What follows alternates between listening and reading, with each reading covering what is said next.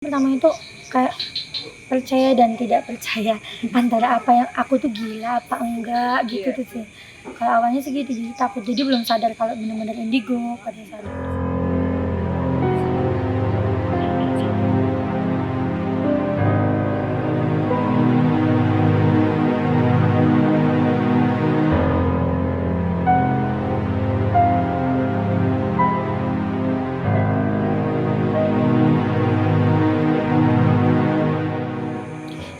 Jadi indigo itu pertamanya deg-degan, Iya. takut, campur aduk jadi satu.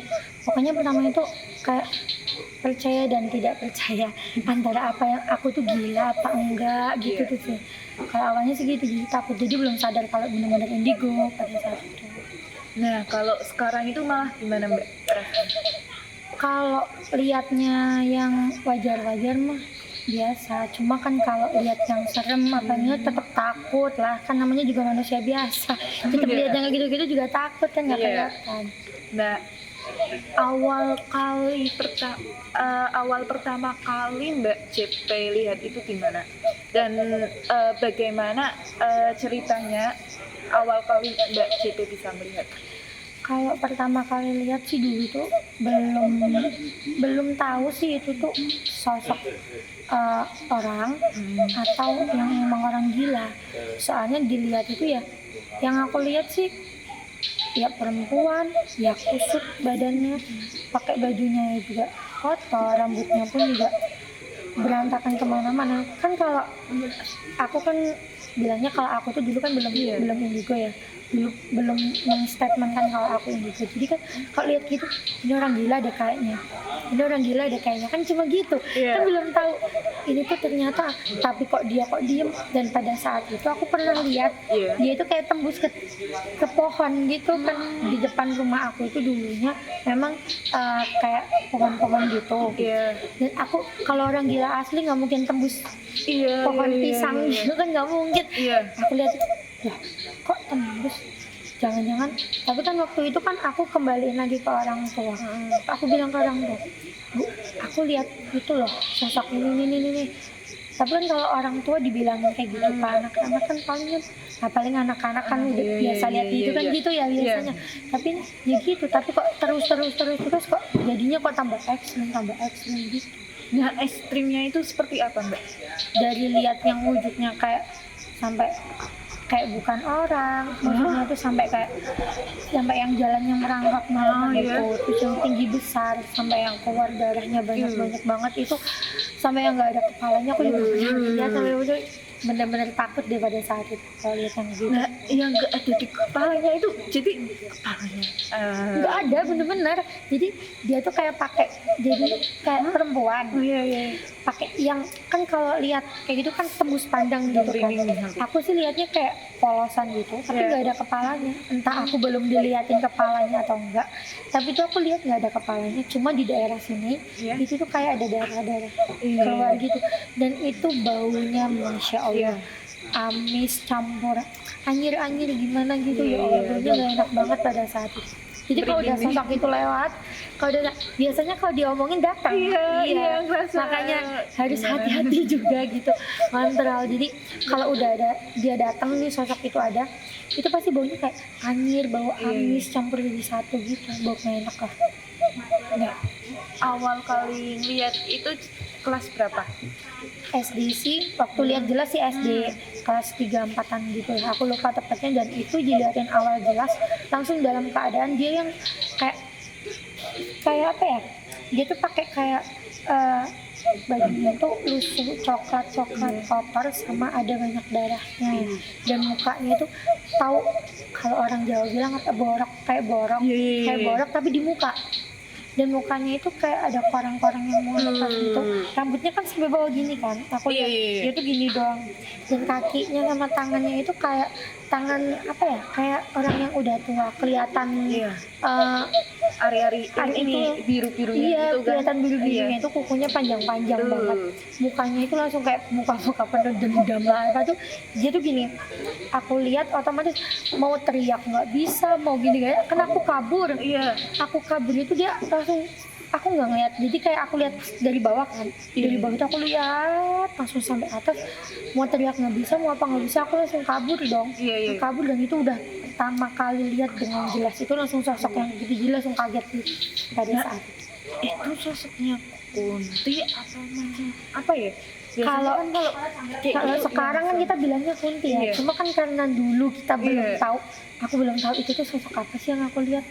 Jadi ya udah bilang aja aku lihat perempuan, lihat sosok ini, kan cuma gitu. Iya. Tapi kalau sekarang seiring berjalannya waktu, jadi kan kita tahu itu kuntilanak deh kayaknya. Jadi kan jadi gitu. Tapi itu udah nggak pernah dilupain tuh. Iya. Serem banget. Serem Yang banget. pertama langsung kayak gitu. Nah, biasanya itu kalau lihat kayak gitu gimana rasanya? Deg-degan, campur jadi satu rasanya, keringetin awalnya. Keringet walaupun sampai sekarang itu kadang masih ada rasa takut, kadang masih keringet dingin juga, tapi masih bisa dikontrol lah alhamdulillah sampai sekarang. Soalnya mungkin karena terbiasa melihat kayak gitu. Cuma kalau awal lihat banget itu ya udah campur aduk jadi satu lah, takut lah gitu macam gitu. Nah kan biasanya kalau orang nih kalau lihat sosok itu kan kabur.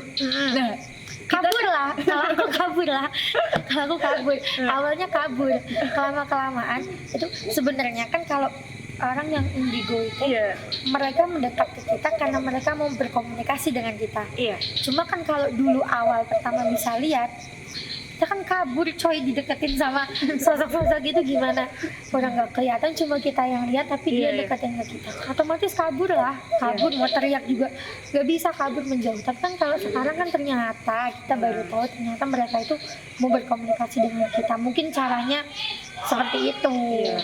Nah biasanya mereka itu minta tolongnya gimana? Apa mereka karena biasanya kan kadang ada yang nggak bisa nyebrang atau kadang mereka masih punya dendam atau masih punya pesan untuk disampaikan ke keluarganya atau ke sanak saudaranya yang dekat gitu. Nah, Kalau aku biasanya pernah apa? dimintain tolong itu minta dilepasin tali di sini. Aku pernah sekali.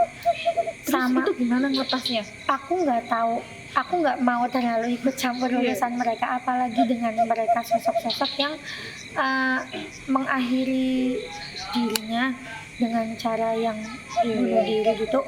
Itu biar urusannya dia sama yang pencipta. Tapi dia minta tolong ke aku buat, jadi itu dia ngelayang kan, nggak terlalu kan, biasanya kan walaupun ngelayang kan ada space dikit lah antara Iya. tanah dengan dia. Iya. Tapi kalau itu ngelayangnya tinggi banget, kayak terbang, padahal Iya, dia nggak iya. terbang. Jadi dengan posisi terakhir dia tuh kayak gini, dengan posisi terakhir dia udah nggak ada gitu pada saat itu. Jadi minta tolong dilepasin tali, itu rasanya takut. Mukanya dia itu kayak gimana sih, kayak darah berhenti itu loh. Jadi kayak pucetnya tuh pucet biru gimana iya, gitu. iya. Dan minta tolong dilepasin tali, dan dia narik aku usir. Dia malah minta Narik-nariknya gimana itu? narik, ya mungkin nggak kelihatan jelas kayak baju di tali ini ya kan, dia juga itu, tapi dia itu kayak seolah-olah kayak aku dibantuin lepasin talinya ini, tolong. Nggak bisa ngomong jelas, tapi nggak begitu jelas. Jadi dia itu kayak ketekok ya. ketekok.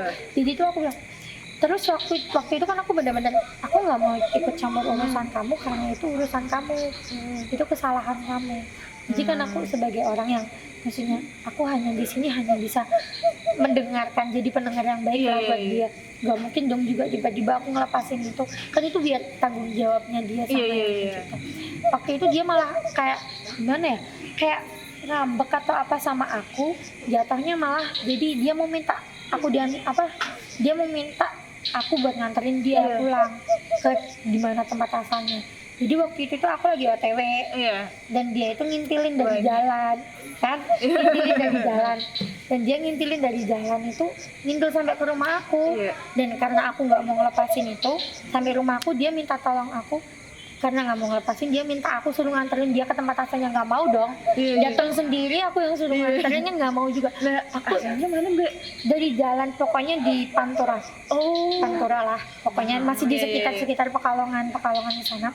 Itu diintilin, dan pada saat itu nih bilang, aku mau minta diantarin ke tempat aku asal kalau misalnya kamu nggak mau lepasin tali aku, kebayang. Dan talinya masih ada dong, Iya. talinya masih ada tali bekas kayak tali apa ya, yang di kayak tambang Oh, iya iya. kayak tali tambang itu masih nempel di sini bener-bener. Dan sininya itu kayak ada apa ya, Bekasnya kan. koreng-koreng bekas kayak itu. berdarah tapi darahnya nggak keluar itu sih.